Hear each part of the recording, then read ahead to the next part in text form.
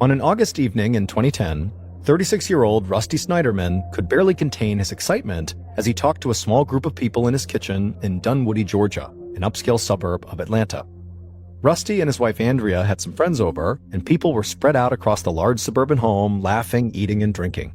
But in the kitchen, Rusty was talking to Hemi Newman, who was his wife's boss, along with a couple other friends, about a new business that Rusty was launching.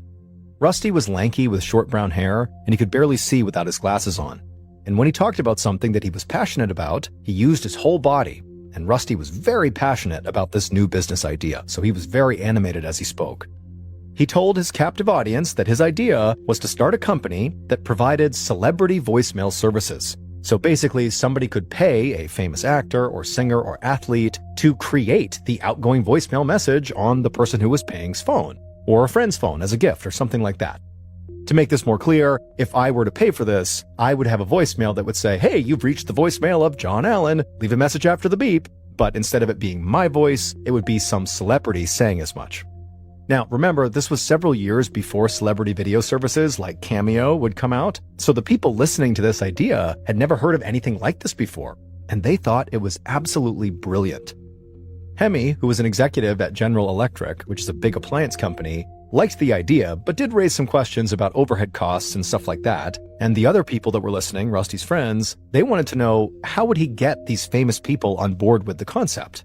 And Rusty, who people said was a born entrepreneur, had an answer for all their questions. And he really believed that if he did this right, the company would grow and it would even become something potentially that was so big and successful that he could pass it down to his kids. And so as Rusty was talking about his big plan, his wife Andrea stepped into the kitchen and overheard what they were talking about, and she quickly kind of chimed in that, maybe if this business is as successful as Rusty thinks, they wouldn't even need to worry about their kids' future job prospects. Their 5-year-old daughter and 2-year-old son would be just set because of this great business.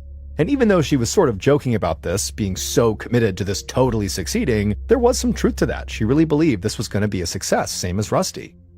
But Andrea's excitement was more about her husband having something to focus on rather than the actual company he was going to build. Andrea had known Rusty had a great mind for business since they started dating back in college at the University of Indiana. And not long after graduating, Andrea had moved with Rusty while he earned a master's degree from Harvard Business School. They had gotten married soon after that, moved to Georgia when Rusty got a job offer, and they started their family. And initially, things went great for Rusty on the work front. A few years earlier, in 2007, he'd gotten a job as the chief financial officer for a large chain of daycares, and he was making a ton of money. But over the last year, Rusty had begun clashing with the men who owned the company, and so they ultimately fired him. And that had changed everything back at their home. Andrea, who had always been kind of a math whiz, went ahead and got a job, and a really good one, a well-paying job at GE to support the family, and Rusty, who was now out of work, became a stay-at-home dad. Andrea knew Rusty did not resent her at all, even though her job often required her to travel a lot and leave him alone with the kids, but she also knew Rusty loved working. And so now that he had this new idea for this celebrity voicemail company, she just felt like he seemed so much happier and in such a better place, way better than he had been over the past couple of months. In the kitchen, Andrea grabbed a soda out of the fridge and asked her boss and Rusty's friends if they needed anything. They said they were fine, so Andrea said okay. She turned around and headed into the other room to speak to some of the other guests. Later that night, after all the guests had gone, Rusty and Andrea cleaned up the house, and as they did, they talked about what a great time they'd had. They also got excited discussing an upcoming cruise they were going on in a few months, just the two of them. Their kids would be with their grandparents, and so Rusty and Andrea would finally have time to reconnect, just the two of them. Even though things had been kind of tough the last few months, they both felt good about where their lives were heading. And to their surprise, they actually felt sort of lucky to live in this town of Dunwoody, Georgia. Rusty and Andrea had grown up in the Midwest of the United States, and they had really worried they wouldn't fit in when they moved here to the South. But over the years, Dunwoody had proven to be the perfect place for them. Their house sat at the end of a cul-de-sac in this beautiful secluded neighborhood that backed right up to sprawling woods filled with oak and pine trees. And they were close enough to Atlanta to also enjoy all the city had to offer as well. But most importantly, to Rusty and Andrea, Dunwoody had a tight, supportive Jewish community, which was not the case for a lot of suburbs in the area. Rusty and Andrea credited the Jewish community for helping them adjust to life in the South, and for weathering challenges like when Rusty had lost his job. So Dunwoody felt like home, a great town to raise their kids in, and the right place for Rusty to launch this next phase of his career. But a little later that night, as Rusty worked on his business proposal at the kitchen table, something so strange, almost completely unbelievable, was happening in Dunwoody. It was something that nobody who lived in the small suburb would have ever imagined. A few minutes from Rusty and Andrea Snyderman's house, a driver sat in their parked car on the side of a neighborhood street. The car felt ice cold, but sweat dripped down the driver's face. They could feel their chest getting tight, and they heard this loud rumbling sound coming from their passenger seat. The driver shook their head. "Please don't let this happen to me again." But there was nothing the driver could do. The car rattled, a light flashed outside, and then the demon appeared in the passenger seat. The driver tried to hide their eyes, but they couldn't look away, like the demon was forcing the driver to stare at it. The demon's head nearly touched the roof of the car, and its legs were massive. It wore a dark cloak and hood, and when the driver looked at it, they felt like all hope inside of them was just draining away. The demon turned its head away from the driver and began to talk. Its voice was deep and powerful. The driver thought the demon actually sounded like the 1970s soul and R&B singer Barry White, who was famous for songs like "Can't Get Enough of Your Love, Babe." The driver trembled, but the demon said there was no need to be afraid. The driver had been chosen to carry out a mission. The driver begged the demon to please leave them alone, but the demon said the mission was too important to ignore. Suddenly the whole car shook and light flooded in from all sides. The driver shielded their eyes again, but they also felt a perfect sense of calm coming over them. They looked back at the passenger seat, and now the demon was gone. In its place sat an angel wrapped in light. The angel spoke, and the driver thought immediately that it sounded just like Olivia Newton-John, the actress and singer who had starred in movie musicals like Grease and Xanadu. When the angel spoke, they said the driver really was the only one who could carry out this very important mission the demon had already mentioned. So the driver asked, "What's the mission?" The angel smiled and said members of the Snyderman family were in grave danger, and the driver had to protect them.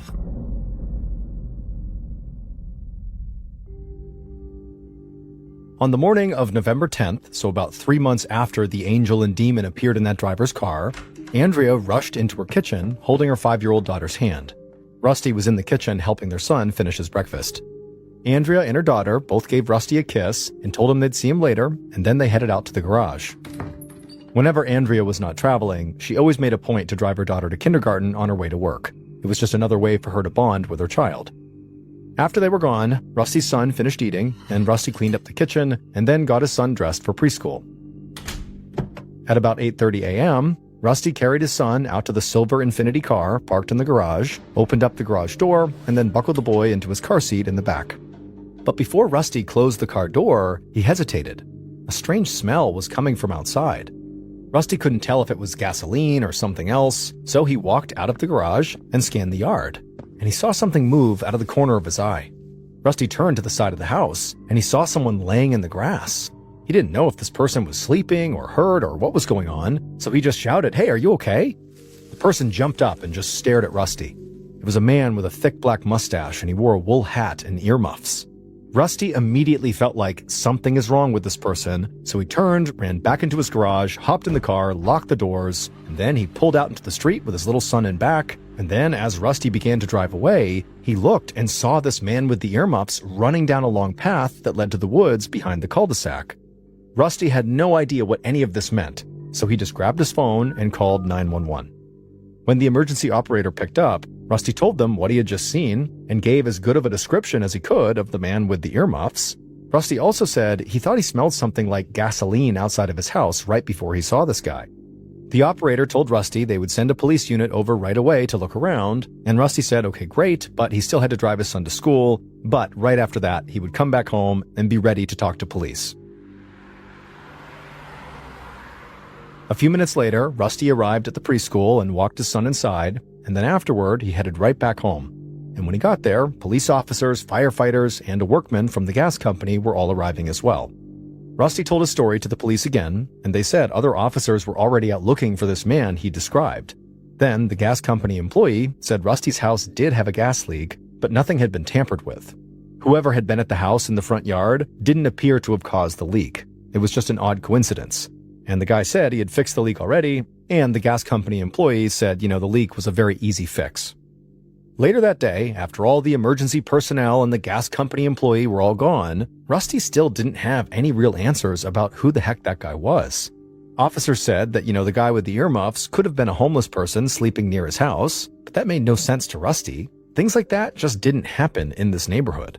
But police had said that until they found this guy with the earmuffs and the mustache, there really wasn't much they could do. So that night, when Andrea came home and Rusty filled her in about this guy, they talked about it and just said, all we can do is be super vigilant whenever they left the house. And they said they would do their best not to worry too much. They didn't want the kids to get a sense that their parents were scared of something. But Rusty admitted he was glad that he and Andrea were leaving town for their cruise soon, and that the kids would not be at the house either. They'd be with their grandparents.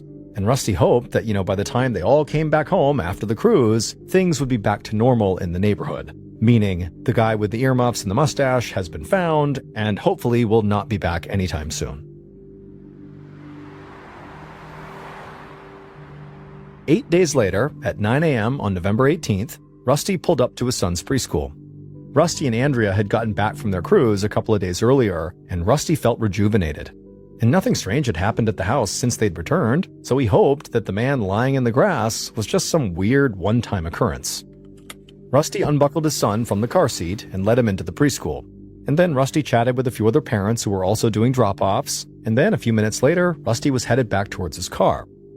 However, when Rusty reached his car and opened up the driver's side door, he suddenly heard footsteps, and he glanced over his shoulder, and he saw a man with brown hair and a beard walking quickly towards him.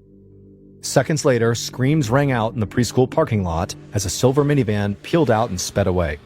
One of the other parents ran over to Rusty's car where the scream had come from. The driver's side door was still open, and Rusty lay on the ground in a pool of blood. The woman could see Rusty was still breathing, so she screamed for help and then called 911. In the shopping center right next to the preschool, a woman happened to see what was going on, and so she immediately ran into a doctor's office that happened to be nearby. And right away, a doctor and a nurse darted out of that office, and they ran over to Rusty.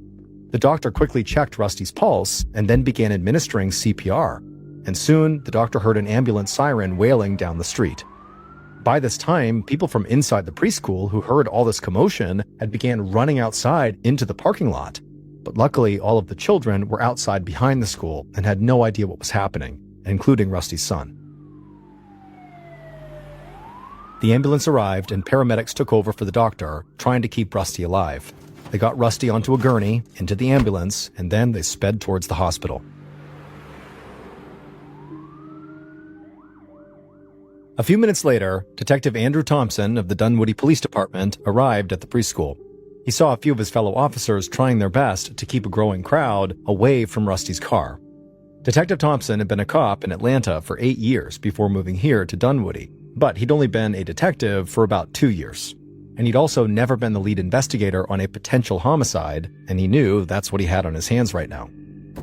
Thompson got out of his car, he briefly spoke with the officers on site, and then began taking witness statements. The few people who had seen what happened all said the same thing. A man with brown hair and a beard stepped out of a silver minivan, walked right up to Rusty Snyderman, and shot him multiple times. Then the man with the beard got back in the minivan and drove off. Other than the man having a beard, the witnesses didn't notice anything that stood out about the shooter's appearance. But one witness said the shooter seemed remarkably calm considering what he did. He walked up calm as can be, shot Rusty, and then turned and calmly walked back to the van before leaving. Detective Thompson thanked all the witnesses for their help and then kind of gently told them to please step back, and then he and the other officers began searching the area right around Rusty's car. A trail of blood now stretched out almost 40 feet across the parking lot, and to the side of the blood trail near the car, the police found 4 brass bullet casings that they believed were fired from a semi-automatic .40 caliber or .44 caliber weapon. And then, not long after Thompson and the others had found these bullet casings, Thompson got word that Rusty had unfortunately passed away at the hospital. Thompson was now officially leading a homicide investigation for the first time.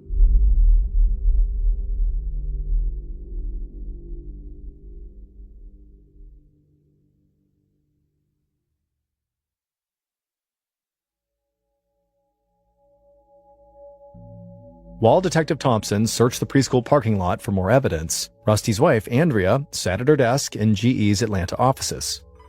A minute later, her phone rang, and she noticed the call was coming in from her son's preschool.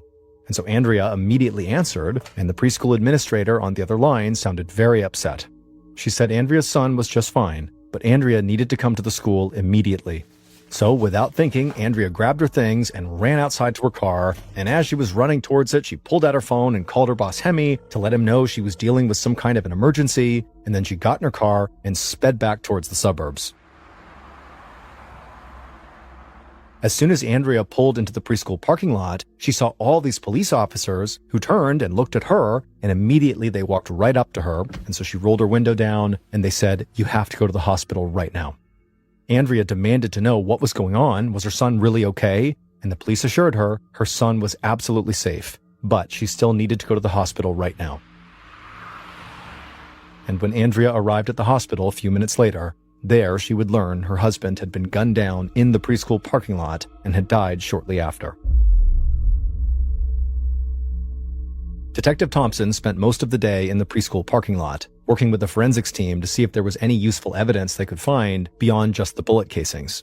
But they didn't find much of anything else. So Thompson knew his biggest clues right then were that the killer had a beard and drove a silver minivan. None of the witnesses had gotten the license plate of this silver minivan, but Thompson had already called in an alert, so all the police departments in the area would be on the lookout for any vehicle that could possibly be a match. Thompson also arranged for a forensic sketch artist to meet with the witnesses and make a composite drawing of the shooter from all of their descriptions. By the time the sun set, Thompson already felt tired and a little overwhelmed, but he had no intention of stopping. So he got in his car and drove to Andrea and Rusty's house. Once he got there and parked his car, he stepped outside into the cool fall air. It was just above 60 degrees Fahrenheit. And just a second later, he heard somebody calling his name. Thompson looked over and saw his boss, Sergeant Gary Cordellino, standing by his own car at the curb. Cordellino still wanted Thompson to take the lead on this case, but he knew the detective did not have a lot of experience working homicide cases, so he said he would just be there to help. Thompson thanked Cordellino for coming, and the two men walked up to the house together. Cordellino's strong New York accent was a major contrast to the soft southern drawl a lot of people in town spoke with. But just like Rusty and Andrea, Cordellino had come to consider this small town in Georgia home, even if he was originally an outsider from up north. Andrea opened up the front door, and it was clear she'd been crying. The detectives introduced themselves and asked if they could please come inside. But Andrea got a stern look on her face. She said her parents and her in-laws were there, and this was a house of mourning. She thought it was very disrespectful that the police would want to intrude so soon after her husband had died. But Detective Thompson was just not going to have this. He said they were investigating a murder, and they needed to ask her and the family some questions right now. But Andrea just repeated herself. The family was in mourning, and they had no intention of speaking to police right now. At this point, Thompson got an angry look on his face, and he was about to push Andrea further, but Sergeant Cordellino jumped in. He said they were very sorry for her and her family's loss, and then apologized to Andrea for disturbing her and her family at such a difficult time, and said they would come back the following day. Andrea's face softened, and then she thanked him and said she would be willing to talk to them tomorrow. She closed the door, and then the two detectives walked back towards their respective cars. Thompson couldn't believe what had just happened. Clearly, they needed to interview the victim's wife, like right now. But Cordellino told him that in his experience, grief could do some really strange things to people, and they were way better off not pushing Andrea right at this moment. Still, Cordellino did admit that it was worth noting that Andrea did not seem remotely eager to help.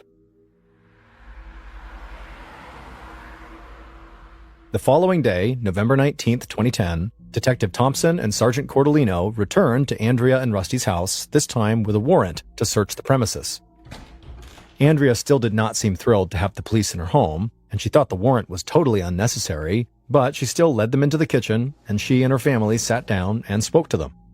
Over the course of about 2 hours, the detectives met with Andrea, her parents, Rusty's parents, and his brother.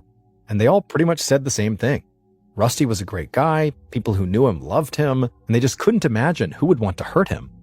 This didn't surprise Thompson and Cordellino. Families often painted their dead relatives in the best possible light. It's just what you do, it's your family. Andrea told the detectives she couldn't think of anybody who fit the description of the bearded man that witnesses had seen. Then after she said it, she immediately shook her head like she had just remembered something. She said in all of the chaos and grief, she'd almost forgotten something really huge. The detectives asked what she meant, and Andrea said about a week earlier, Rusty had seen this weird guy with earmuffs on and a mustache laying in their front yard for no reason right as he was taking their son to school. Rusty had been so freaked out by seeing this guy who kind of inexplicably ran away that he called the police and gave a description of the guy. And again, part of that description was saying that this guy had this big black mustache. Thompson and Cordellino looked at each other. It was definitely possible the man with the big mustache and the earmuffs had grown out a full beard, and then by the time he was shooting Rusty, that's what you saw, his full beard, and not just a mustache. So maybe the shooter really was the same person Rusty had seen in the front yard. They talked to Andrea a bit longer, and then at some point they told her they wanted to take her and Rusty's computers to be searched. And again, Andrea got very upset. Detective Thompson thought it was strange that she still seemed unwilling to do whatever it took to help police find her husband's killer. But the detectives, in truth, did not really need Andrea to give them permission because they had a warrant. So they took the computers, then they thanked Rusty's family for talking to them, and then they left. Back at the station, Thompson and Cordellino handed off the computers for forensic data analysis, and then they dug up the report Rusty had filed about this weird guy he'd seen in his front yard. At that point, the detectives only knew there was a guy with this big mustache who might also be the big bearded guy who shot Rusty. It was not much to go on, and nobody in Rusty's family or anybody from the preschool remotely recognized this bearded guy. Then, something came to Thompson. He remembered what one of the witnesses had said, that the shooter seemed to be utterly calm when he walked up and shot and killed Rusty. And so Thompson floated the idea that, what if the shooter was a professional hitman who somebody had hired to kill Rusty? That would make sense because nobody would know who he was, and maybe he was wearing a disguise or something, and he certainly would be very calm walking up to do the killing because this is what he did professionally. And surprisingly, Cordellino did not think this was a far-fetched idea at all. In fact, he said, if this guy Rusty saw in the yard was also the shooter, this hitman potentially, he could have been at the house that day tracking Rusty's movements and learning his routines, something a professional killer would likely do. And when the detectives began delving into emails and other information they had found on Rusty and Andrea's computers, the hired killer theory only began to make more sense. The detectives found that during his time working as a chief financial officer, Rusty had clashed repeatedly with the business owners. And based on the emails, he and Andrea were not shy about telling other people exactly how they felt about those men. Also, since Rusty had begun working on creating his own company, the Celebrity Voicemail Company, he'd worked closely with a business partner as well as several potential investors. So there was a chance that maybe Rusty had just angered the wrong people when talking trash about his former bosses, or maybe he'd had a financial dispute with someone who was working with him on his new business. The detectives kept digging into Rusty and Andrea's computer data, but they also knew they could break everything wide open if they could just locate the silver minivan the shooter had been driving. So, with the help of other police departments in the state, they expanded the search radius for this minivan beyond just the Atlanta metropolitan area. And so soon, police were scouring security camera footage from roads and stores surrounding the city. The detectives also put together a list of people who might have had the motive and the money to hire a hitman to take Rusty out.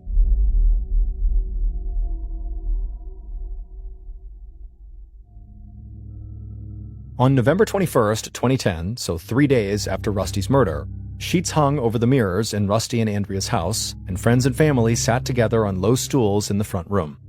Rusty's funeral had taken place earlier that day, and now the people who had been closest to him were sitting Shiva. Shiva is a Jewish tradition in which family and friends gather together to mourn a dead loved one. They'll say prayers and often receive condolence calls from others.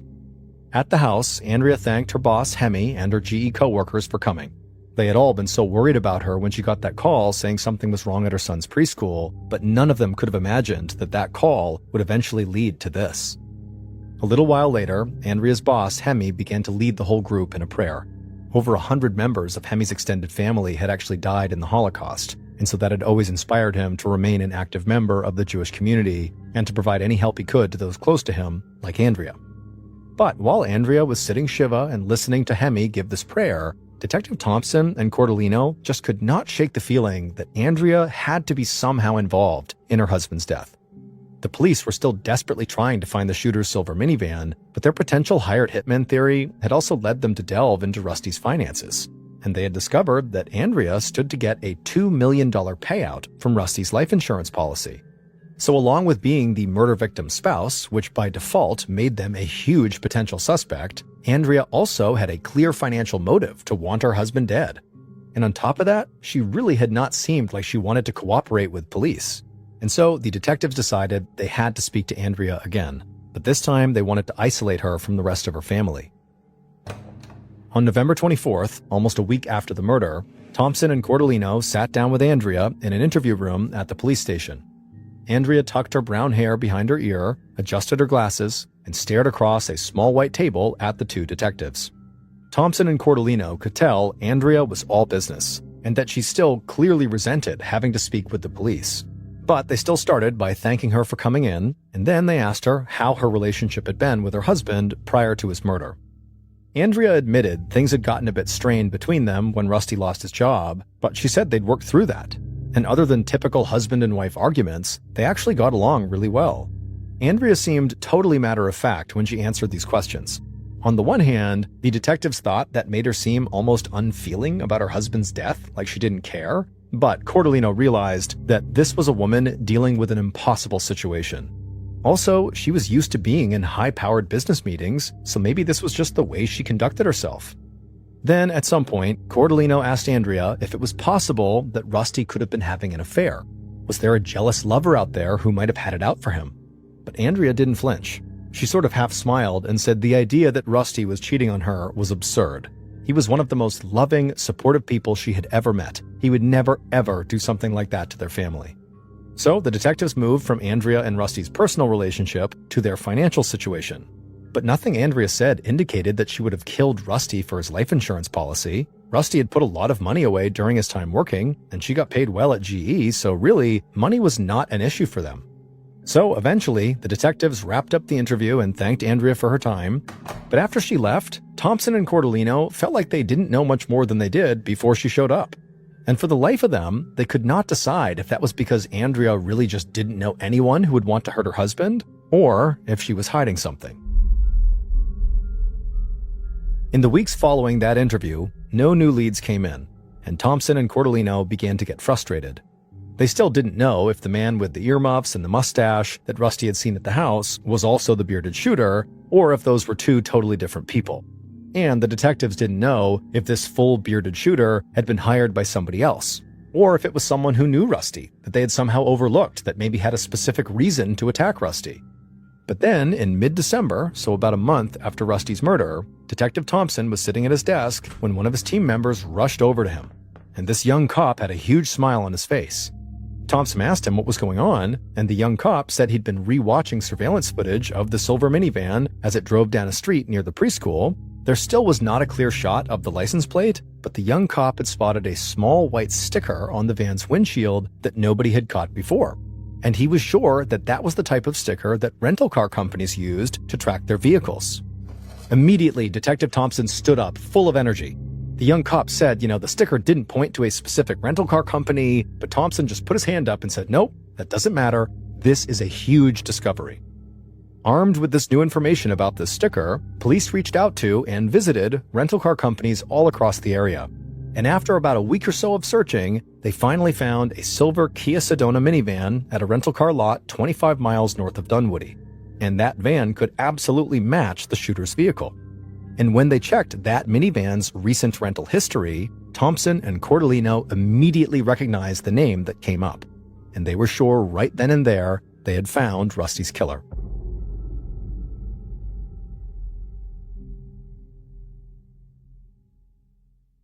Based on information from the rental car company, evidence found at the crime scene, and interviews conducted during the investigation, this is what police think happened to Rusty Snyderman on the morning of November 18, 2010.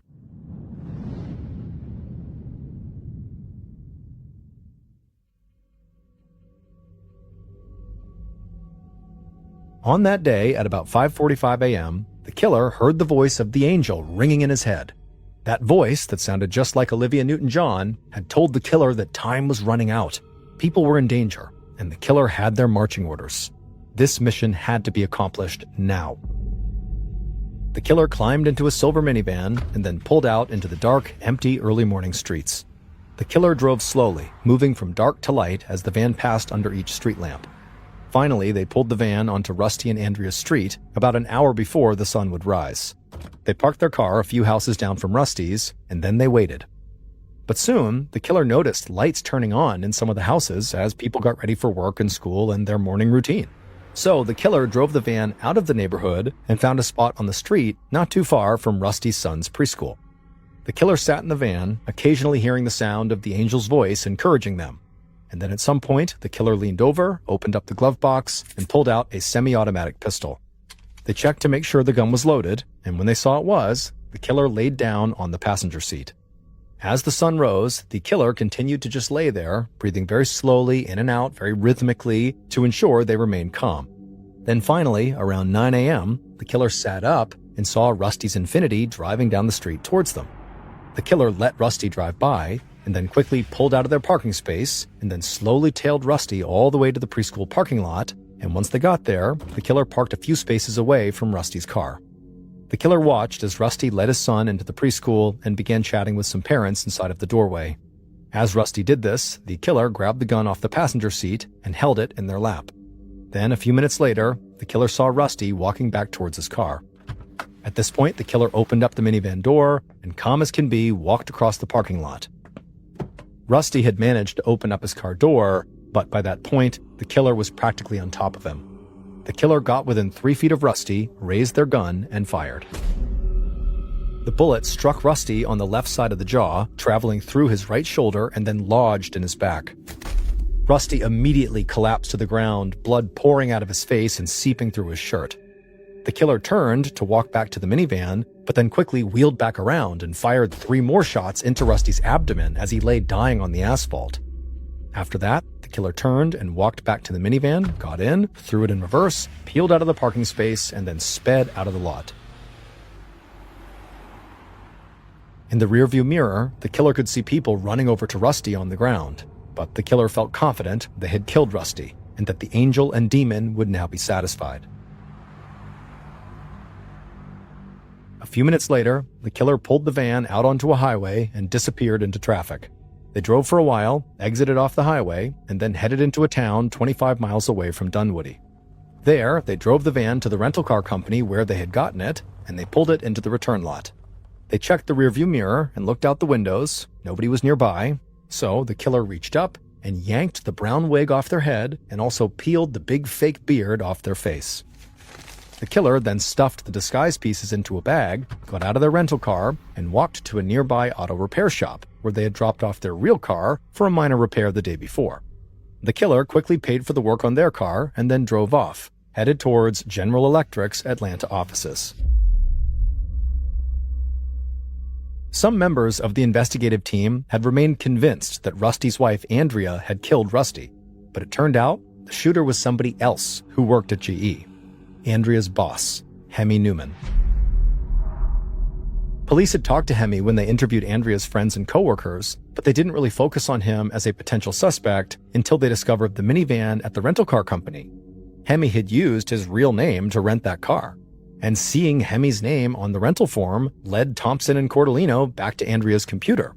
And it turned out that she and Hemi had exchanged a number of emails that led police to believe their relationship was far more than just boss and employee. After police traced the rental van to Hemi, they interviewed and then arrested him. But they continued to push Andrea because they believed she and Hemi had worked together to kill Rusty, 2 lovers who wanted to be rid of Andrea's husband. That's when things got really weird. Hemi admitted to being in love with Andrea, and he even suggested that they had had an affair, though Andrea denied it. Still, Hemi said he did not arrange Rusty's murder with Andrea. Instead, he was simply following orders passed down to him from a demon and an angel who happened to sound like popular singers from the 1970s and 1980s. Talking to a psychiatrist, Hemi admitted that the Barry White-sounding demon had been visiting him for decades, dating back to when he was in college. But it was not until that angel appeared to him in the car on the night he had gone to Rusty and Andrea's house, and Rusty had talked about this new idea that he was going to make this company around celebrity voicemails, that Hemi understood his role in the cosmic battle of good versus evil. According to Hemi, the angel told him that Rusty was a threat to Andrea and the kids. In fact, the angel said Hemi was the true father of Andrea's son and daughter. And apparently, Rusty had found this out. This is again according to the angel. And so Rusty was bound to eventually murder his wife and kids as a result. That is, unless Hemi stopped Rusty by killing him first. To carry out this mission, Hemi first bought a big fake black mustache and slapped it on his face along with some earmuffs, and he spied on Rusty at his house.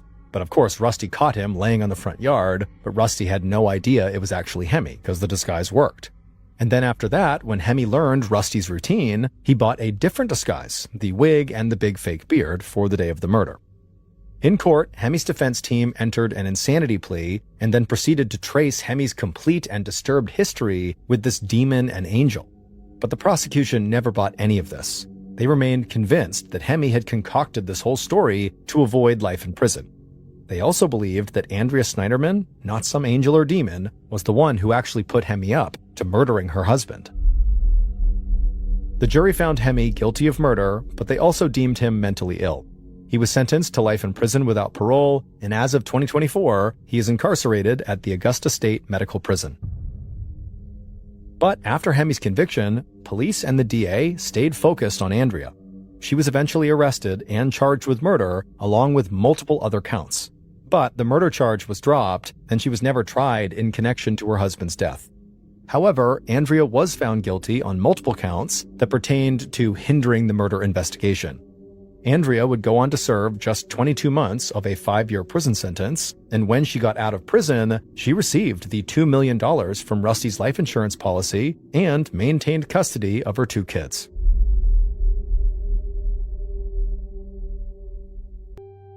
In October of 2007, Helena Carroll and her fiancé John Cullen had saved a little bit of money, and they were torn on what to do with it. They knew they should put it aside and put it towards a down payment on a new house, but they also really wanted to go on vacation, and lately life had been very stressful for both of them, and so ultimately they decided, let's just blow it all on an amazing vacation. And so later that month, they flew off to Thailand. Over the course of their week, they spent most of their time at their resort, sitting in the pool and eating nice food, and they were having this really nice time. And on their last day, they decided they needed to do something a little bit more adventurous. And so they decided to explore the Nam Talu cave inside of the Khao Sok National Park, which is this 160 million year old rainforest that was not that close to their resort. In fact, it was not really a huge tourist destination because of how cumbersome it was to get there. But from everything they read about this park and specifically this cave they wanted to go in, it was just this breathtaking experience, and so they were sold. After signing up for a guided tour, they headed down to the pier where they boarded a boat and drove 90 minutes to the entrance of this park. When they got off, they met their 2 guides and then walked down to this entrance area where they connected with the other 5 tourists that were going to be on this tour with them. Those 5 people were 2 Swiss parents and their 2 teenage daughters, along with a 10-year-old German boy who was there on his own. After everyone had said hello and introduced themselves, they began walking through the park towards this cave. The allure of the Nam Talu cave, which is the cave they were going to be going to, was there was a river that ran through it where at times as you walked through this cave, you'd have to hold onto a rope and wade through the water where the water was up to your waist or even up to your neck at times. But it felt safe and controlled, and it was kind of exhilarating for foreign tourists to go through the cave. As they were just about to get to the entrance of the Nam Talu cave, some park rangers happened to walk down the path next to them, and they exchanged some words with the 2 local guides that were leading this tour, and they told them it's a bad idea to go into the Nam Talu cave because this is the monsoon season. No one's supposed to be in there, and if it starts raining while you're inside the cave, you won't hear it, and it will flood the cave, and then you'll be trapped. But despite the warning, the group continued on because it hadn't rained that day, and there wasn't any rain in the forecast, and the 2 local guides that were leading this tour were really confident that they were not in danger. They entered the cave a little after 1 p.m., and right away they were walking through little puddles of water that got a little bit deeper, and pretty soon they were holding onto the rope and walking through the deeper sections of the cave. Water's up to their waist, and by all accounts, it was very exciting. And the entirety of the tour should only take about an hour, where it's 30 minutes in, you hit the turnaround point, and you come back. And they had made it about 20 to 25 minutes in, right before the turnaround point, when Helena and John, who were towards the front of the tour group, heard what sounded like a rushing or roaring sound coming from the entrance of the cave. and they turned around and they saw this wave of water barreling into the cave. And instinctively, John and Helena start climbing up the walls, and luckily there was a ledge where they were, and they managed to scramble up onto this ledge. And Helena would say as soon as she got up there, she turned around to look where she had just been standing, right as this surge of water blasted past them, carrying with it the 2 tour guides and the 10-year-old German boy, who immediately got swept around the corner down the dark tunnel. And then seconds later, the 2 Swiss parents and their teenage daughters, they got swept away around the corner. The couple was now stranded on this ledge with no time to be upset about what they're witnessing, because the water was not only surging past them, it was rising, and there was limited amount of space before they would just be completely submerged in water. And so they tried their best to climb up this wall to a slightly higher ledge, which was still only a few feet away from these rushing rapids. And so as they're crouched up on this ledge, John eventually says to Helena, we're going to die if we stay here. We're going to drown. And so I need to find a way to maybe get past this initial rush of water, and maybe on the far side of the cave, I can work my way back up to the entrance and hopefully get us some help. And initially Helena said, don't do it, don't leave, we're safe here. But eventually he said to her, I have to go. I love you, I have to go. And she said, okay, and he jumped into the water, and almost immediately he was pulled under and disappeared. For the next 20 hours, Helena had to sit on this ledge in total darkness until the water finally began to subside a little bit and rescuers could come in to get her. What had happened was, after Helena and the rest of the tour group had gone inside of the cave, they made it just far enough in that they were out of earshot of what was happening outside of the cave. Right at that moment, a huge freak storm rolled in. There was this flash flood that was so intense, the lake that was right outside of the entrance to this cave, it rose up and began dumping directly into the cave. It was like a dam basically breaking, and all the water just poured in all at once. When Helena was finally let out of the cave, she didn't know what happened to her fiance or the other tourists that were part of the group. But as soon as she stepped outside, she saw there were 8 coffins that had been lined up right outside, and she found out that she was the sole survivor. Despite this tragedy, people still go into the Nam Talu cave even during monsoon season.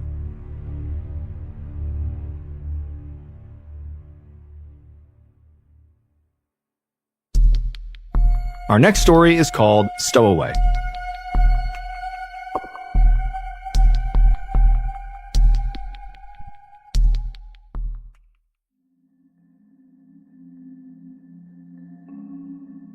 In 1970, 14-year-old Keith Sapsford was living in Sydney, Australia with his parents, and he was desperate to travel the world. His parents wanted him to be able to travel, they just lacked the resources to be able to afford that kind of thing. However, they were able to pull a little bit of cash, and the 3 of them did go on a nice European vacation that his parents were hoping would kind of calm down his desires to want to travel all the time. They thought this would be, a taste before he got older and he could go travel as much as he wanted. But when he came back from that vacation, it really had the opposite effect. It was like Keith had experienced the life that he so desperately wanted, and now he's home, and it's like that life has been taken from him.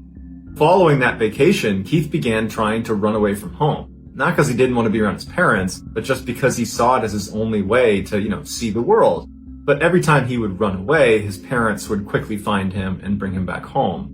Their concern for their son would only grow, though, because he would find ways to sneak away and be gone for longer and longer stretches of time, and they're thinking it's only a matter of time before he really gets hurt.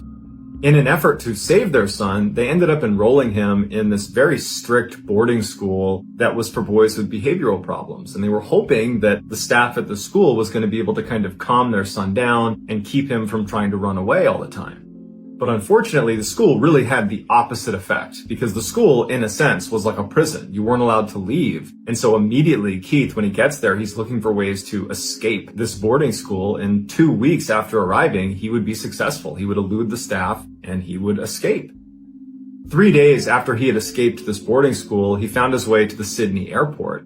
Now, this is the 1970s, and it was far easier to get into an airport than it would be today, where there's lots of security. There wasn't much of that at the time that Keith was at the airport. And so Keith walked across the tarmac to a plane that was bound for Tokyo, and he climbed inside the wheel well. He tucked himself in there and he waited for takeoff.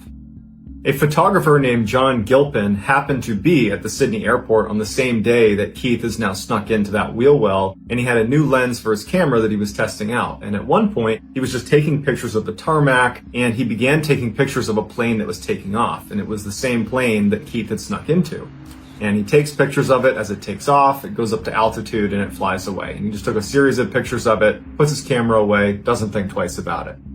John had inadvertently captured the final moments of Keith as he fell nearly 200 feet to his death.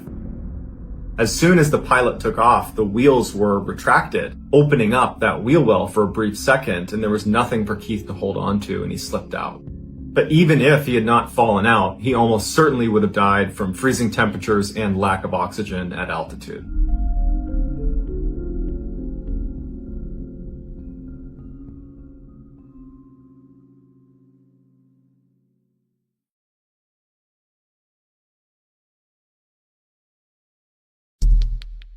The next and final story of today's episode is called The Path Less Traveled.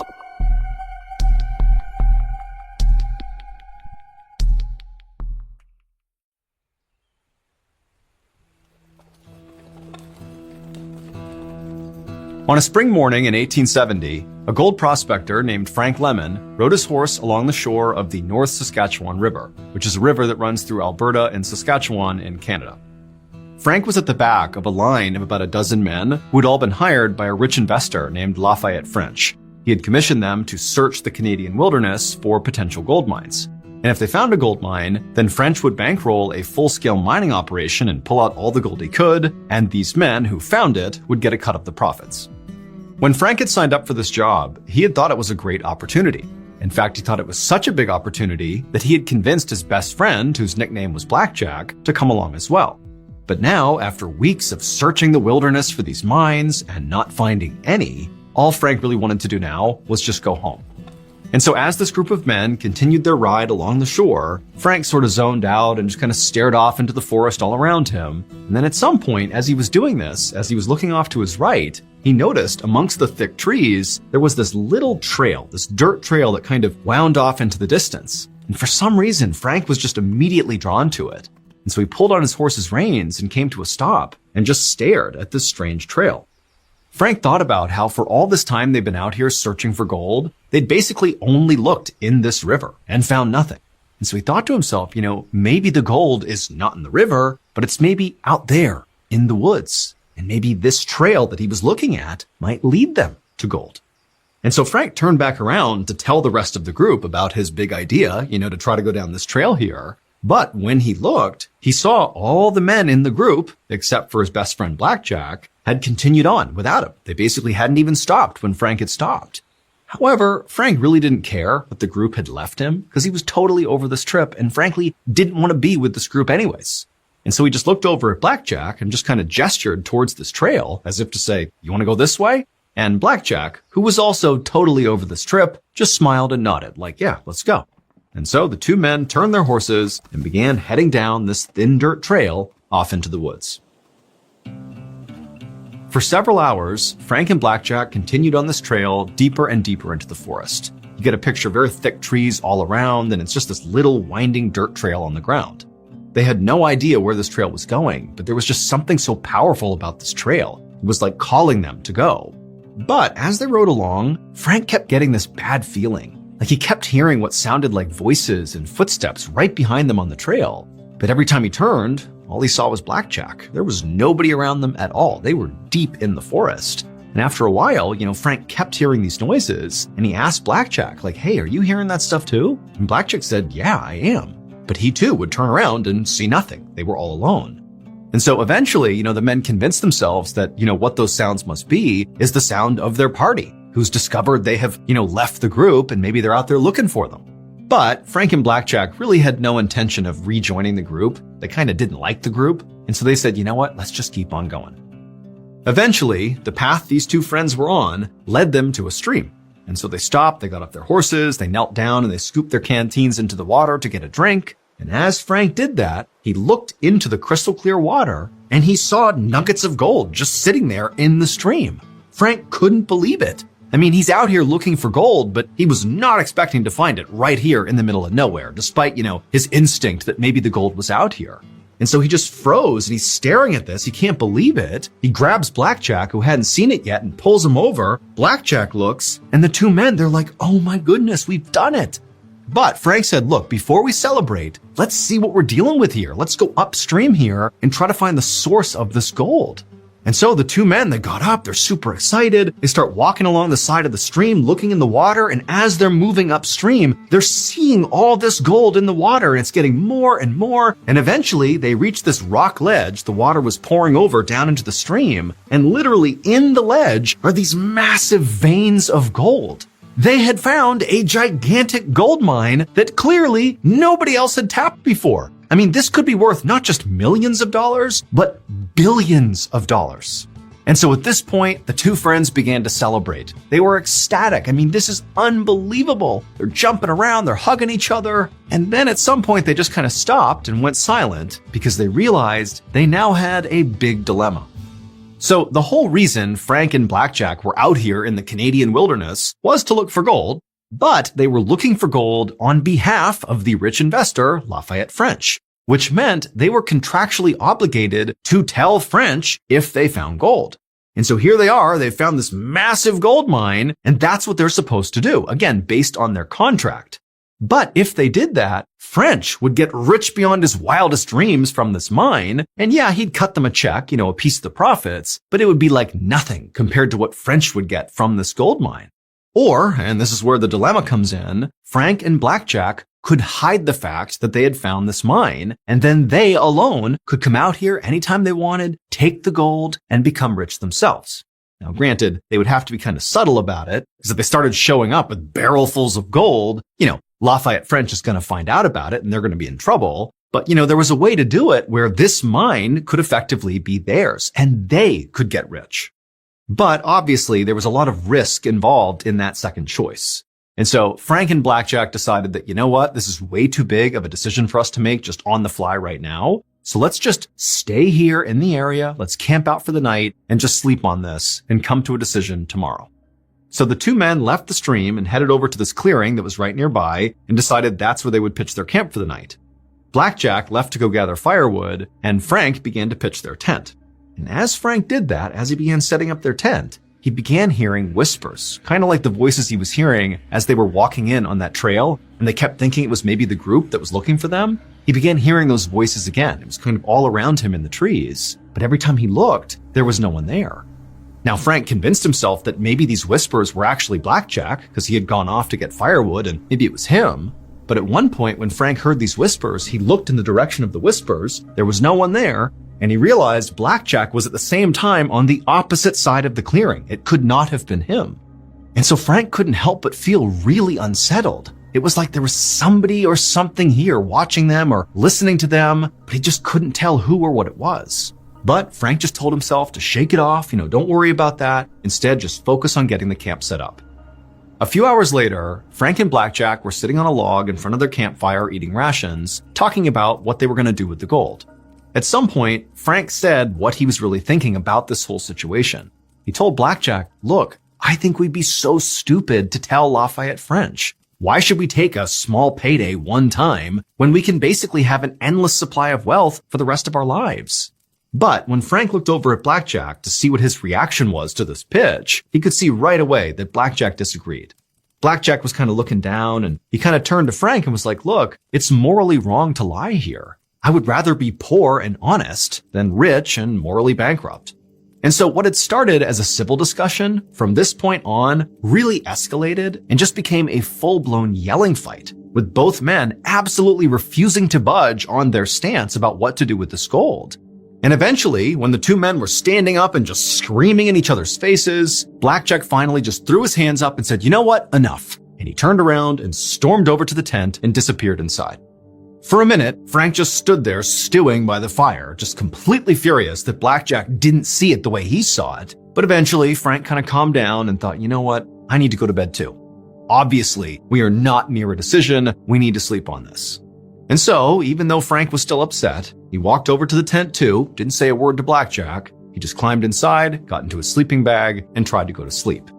But after laying there for a while, when Frank had not fallen asleep, and his friend Blackjack had, he was snoring and passed out, Frank just could not help feeling enraged again at his friend. Like, how can you not see this opportunity here? Why in the world would you tell Lafayette French? That's so stupid.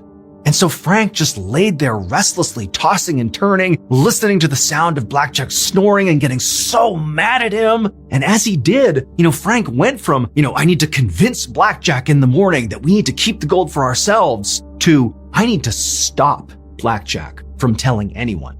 He is an obstacle. He's not a friend. He's a problem.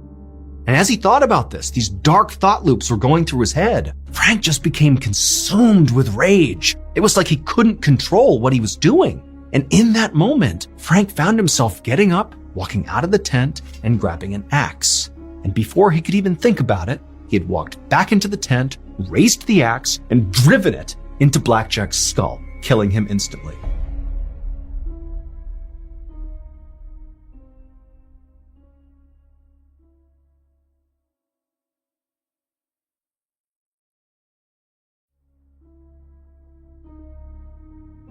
A few minutes later, Frank was outside sitting by the campfire looking at his bloody hands, wondering what just happened. How could he have just done what he did? That was his best friend. What had come over him? It was like Frank was a different person. He couldn't understand. But as Frank was sitting there grappling with what he had just done, a twig suddenly snapped over in the direction of the tent. And instantly Frank looked over, like, who's over there? What's going on? And as he looked in the direction of the tent, he began to hear this low, guttural moaning. It almost sounded like a dying animal. And he thought for a second, like, wait a minute, is Blackjack not actually dead? Is that him making that noise? But at the same time, Frank's thinking, that's not possible. I practically split Blackjack's head in half with that axe. He can't be making that sound. But before Frank could even begin to process what he was hearing, this sound, this moaning sound, got louder and it got closer to Frank, like it was moving in his direction, but there's nobody here. And so Frank is horrified, and then right as the sound is practically on top of him, he began hearing those whispers, those voices he had been hearing in the woods on the way out here. Except this time the voices were clear. They were talking to Frank, and they were saying, you're going to be tortured for what you did to Blackjack. And then just as soon as these voices began, suddenly they stopped. The moaning stopped, and the entire forest just went deadly silent. And Frank is just stuck there staring in the tent, wondering what's happening. And then the silence was broken by this unbelievably loud, high-pitched, blood-curdling human scream coming from the tent. And it was at that point that Frank just got up and sprinted to his horse and began riding away from the gold, his friend's body, everything. He didn't care. He needed to get out of there as soon as possible. But the second he began blindly galloping through the forest away from this area, he began hearing whispers and heavy footsteps right behind him as if they were following him out of the forest. But Frank was so scared he didn't even dare turn around to look. He just rode as fast as he possibly could. Hours later, Frank suddenly emerged from the dark forest, and just by absolute happenstance, he arrived right in the town that he and the other gold prospectors had passed through on their way out into the woods. And the moment Frank left the tree line and actually entered into this town, the whispering and the footsteps, which had basically chased him all the way to this point, they stopped. Suddenly, Frank was all alone. Now, by this point, Frank had convinced himself that everything he had heard in the woods, the voice telling him he was going to be tortured for what he'd done, the heavy footsteps, the whispering, the screaming, the moaning, all of it, everything that had caused him to flee was actually the ghost of Blackjack. That after he had killed his friend's spirit had immediately risen and sought revenge on Frank. That's what was happening. And this horrified Frank so much that he didn't care at all about the gold anymore. He just wanted to get out of the spiritual danger he thought he was in. And so as he rode into this village, all he looked for was a church. And when he found the church, he went to the front steps and he sat there waiting for the priest. At dawn, the priest finally arrived at the church and found Frank sitting there looking horrible, and Frank instantly stood up, rushed over to the priest, and began begging him to save him from Blackjack's ghost. Now, at first, as the priest listened to Frank tell his story about this ghost, he just thought that Frank was crazy. But once he got Frank to slow down and sort of go over the details step by step, the priest realized that perhaps there was some truth to this story. It sounded like it was probably true that Frank really did find a gold mine with his friend named Blackjack, And at some point, the discovery of this gold mine prompted Frank to murder Blackjack. But despite the fact that this man, Frank, had just openly confessed to a murder, the priest could only focus on the gold. The gold that apparently Frank had found out in the forest. It was like this intense feeling had come over the priest, this darkness that just made him suddenly so greedy. He had never felt this way before in his life, but it was like he was laser focused on finding a way to claim that wealth that was just out there right now. And so against all his better judgment, the priest turns to Frank and says, "You know what? We'll help you. But for right now, you need to get out of town. Get out of here. Don't come back. We'll go out, we'll find Blackjack, we'll give him a proper burial, and that will protect you from his ghost." And so Frank was so thankful to the priest and he took off, not realizing that the priest did not care at all about Frank at this point. All the priest cared about was getting Frank out of the picture so that that gold mine out in the woods could be his. The next day, the priest asked his friend, an outdoorsman named John McDougal, to head off into the wilderness to try to find Frank and Blackjack's campsite. And so that's what John did, and after a few hours of looking, he found the campsite. And sure enough, he found Blackjack's dead body still inside of the tent with the axe lodged in his head. And right away, John, the ever-loyal friend to the priest, began doing what the priest told him to do, which was to bury Blackjack to cover up the murder. Because the priest and John were planning to claim this gold mine for themselves, and they couldn't have this murder getting out to the public, because then officials would come out and investigate the scene, and then they would find the gold mine. They couldn't have that. And so John began digging a grave for Blackjack, and as he did, he began hearing whispers all around him in the trees. Remember, he's all alone out there. And so he began looking around, trying to figure out who's out here. Did somebody follow him? But there was no one. John did his best to keep trying to dig as quickly as he could, but these whispers, these awful voices, they just kept getting louder and louder and more pronounced and closer to him, eventually to the point where John was spooked. I mean, John was this avid outdoorsman who routinely spent time by himself out in the wild, but here he was feeling very unsettled by these voices. But despite his fear, John did what he was told and dug the grave as fast as he could, grabbed Blackjack's body, threw him inside, he covered him up, and he put a couple of big stones on top of the gravesite to kind of make a makeshift tombstone. And then afterwards, again, despite feeling totally unsettled out here, John did the next part of the plan, which was to go look for gold, go to the stream, find the gold these guys were talking about. But as John is down by the water looking for gold, he began hearing more and more of those voices all around him. He kept spinning around, but nobody was there. And then finally, this awful high-pitched laughter cut through the trees. He whipped around. There was nobody there, but it was so terrifying that John just abandoned the search for gold and just hopped back on his horse and fled out of there. But within a couple of days, John and the priest had convinced themselves that those weird noises and that laughter that John had heard out there was just some bird, that it was all in John's head, he was spooked for no reason. When in reality, it was just that incredible pull of that gold being out there waiting to be claimed. It was like John and the priest, they couldn't not go looking for it. And so John decided to go back out into the woods. Except this time, he did not go alone. He brought a group of men with him. And so this group, led by John, retraced Frank and Blackjack's steps down that skinny trail all the way to their campsite. And when they got there, John just froze. He could not believe what he was seeing. The rocks that were sitting on the grave where John had just buried Blackjack were gone. These huge rocks just missing. And also, the tent, the bloodied tent where Blackjack had been murdered, had also been cleared. There was no trace of it anywhere. It was like the campsite had never existed.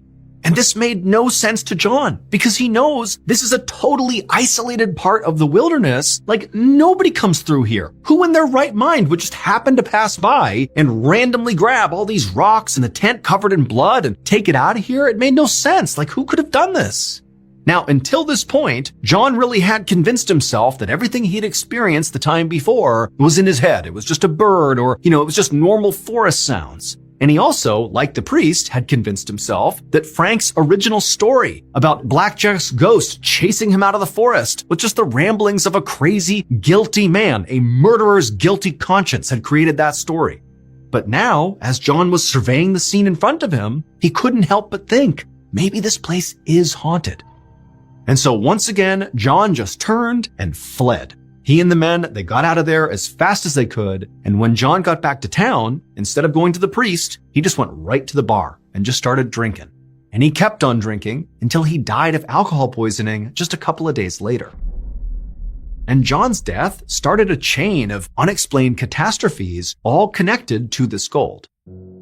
First, the priest, after discovering what happened to John, didn't really spend any time grieving the loss of his friend. Instead, the priest just saddled up and headed out into the woods to find the gold himself. However, he found the trail that led out to the campsite and to the gold had been destroyed in a forest fire. Then, Lafayette French, the rich investor who had bankrolled the original expedition, he heard about the mine and decided he would go find it. However, the guide that he hired to take him there literally died on the way into the forest. By this point, French had heard all the stories about how, Blackjack's ghost was out in this forest haunting the area, preventing people from finding the gold. But French ignored all those stories. Just like with Frank and the priest and John, it was like that gold had an unbreakable hold on him. And so for 30 years, French kept going out into that forest, searching for that gold mine, and eventually he found it. Or at least that's what he said in the last letter he wrote back home. But we'll never actually know for sure, because after sending that letter, on that same day, Lafayette's cabin burned down and he died without telling anybody the location of the mine. And so with French's death, that sort of solidified the rumors that the haunting was real. And people began to believe that there was only one thing that could explain this almost magnetic pull the gold had on so many people, and also all the terrible fates that befell everybody who tried to go look for it. And that was that the gold mine was cursed. And today, people still believe that Blackjack's ghost is out there in the forest preventing people from finding the gold. But whatever the truth is, whether the curse is real or not, to this day, no one has ever been able to successfully find the gold again and live to tell about it.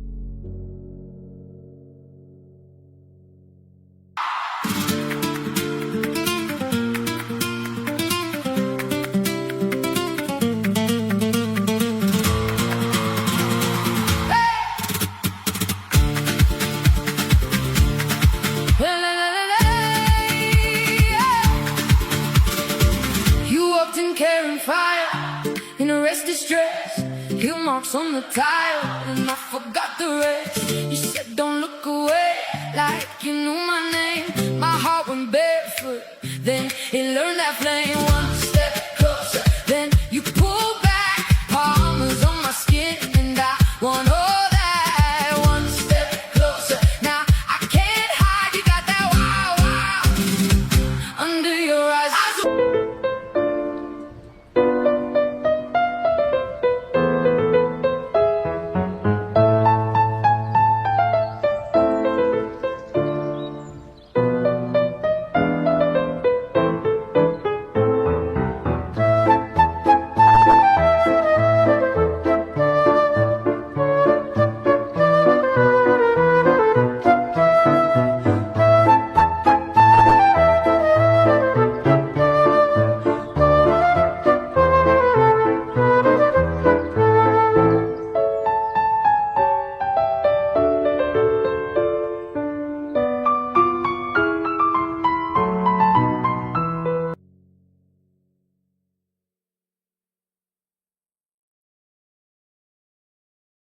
A quick note about our stories. They are all based on true events, but we sometimes use pseudonyms to protect the people involved, and some details are fictionalized for dramatic purposes.